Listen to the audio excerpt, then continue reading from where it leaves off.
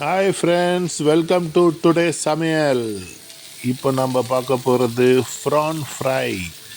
PRAN fry எப்படி நம்ம டிஃப்ரெண்ட்டான மெத்தடில் பண்ண போகிறோம்னு இப்போ பார்க்குறோம்.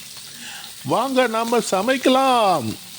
வாங்கடி எல்லாம் ஃபேஸ்புக்ல இன்ஸ்டாகிராமில் இருக்கிறவங்களும் வாங்கடி, நல்லா சமைக்கலாண்டி. பிரானும் சமைக்கலாம், நம்மளும் சமைச்சு. ஃப்ரெண்ட்ஸ், ஏதோ கிராஸ் டாக் நடுவில் வந்திருக்கு, ஸோ அதை யாரும் கண்டுக்காதீங்க. ஓகே, இன்றைக்கி நான் மார்க்கெட் போகும்போது ஒரு பெரிய சைஸ் ப்ரான் பார்த்தேன். இப்போ உரிச்ச பிறகு அது பாதி சைஸ் தான் இருக்குது.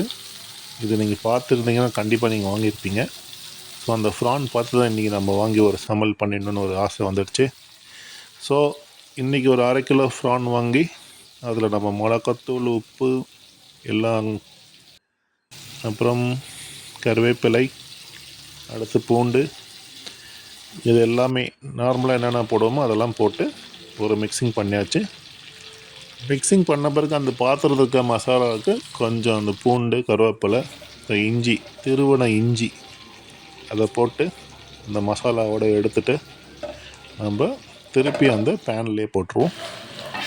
இப்போ இவ்வளோ மசாலா கலந்து இப்படி போட்டு இந்த மாதிரி வருது. இந்த மாதிரி ஆனாலும் இன்னும் கொஞ்சம் கோல்டன் கலரில் ஃப்ரை பண்ணி நம்ம வெயிட் பண்ணணும் கொஞ்ச நேரம் கோல்டன் கலர் வரத்துக்கு. ஸோ எப்போதுமே கேஸை ஃபுல்லாக வைக்காதீங்க, பாதி மீடியமில் வச்சு பண்ணுங்கள். அப்போ தான் கரெக்டான பதம் வரும். ஓகே, ஸோ இதை போட்டு இதே மாதிரி நீங்களும் ஃபாலோ பண்ணுங்கள். ஸோ ஃப்ரெண்ட்ஸ், இந்த மாதிரி பொன்னிறம் வரணுன்னா நீங்கள் இன்னும் கொஞ்சம் டீப் ஃப்ரை பண்ணணும். ஒரு சிலர் ஆஃப் ஃப்ரை பண்ணாலே அவங்களுக்கு பிடிக்கும், ஒரு சிலர் நல்லா காரம் வச்சா தான் பிடிக்கும். ஸோ அந்த மாதிரி நீங்கள் ஃபுல் ஸ்பீடில் வச்சு நீங்கள் நல்லா காரம் வச்சுடுங்க. ஓகேவா? காரம் வச்சிங்கன்னா இன்னும் டேஸ்ட் அதிகமாக இருக்கும்.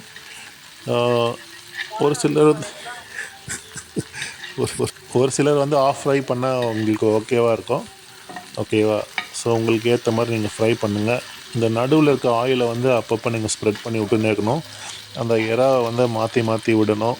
அந்த லொக்கேஷன் மாற்றினே இருந்தால் தான் கரெக்டான ஃப்ரை வரும். ஓகே, ஸோ அதை பார்த்து அந்த பதத்தை பார்த்து கரெக்டாக பண்ணிங்க. எப்போ தான் சமையல் பண்ண பிறகு அந்த ஸ்டவ்வில் ரொம்ப கொஞ்சம் குப்பையாகிடும், அதெல்லாம் க்ளீன் பண்ணிங்க அப்பப்போ. ஸோ தேங்க்யூ மை ஃப்ரெண்ட்ஸ், நாம் அடுத்த வீடியோவில் கண்டிப்பாக பார்ப்போம். Welcome back to my channel, Sailor Saarathi channel. Any doubt, call me anytime. See you soon. See you next video. Happy New Year to all. Bye bye.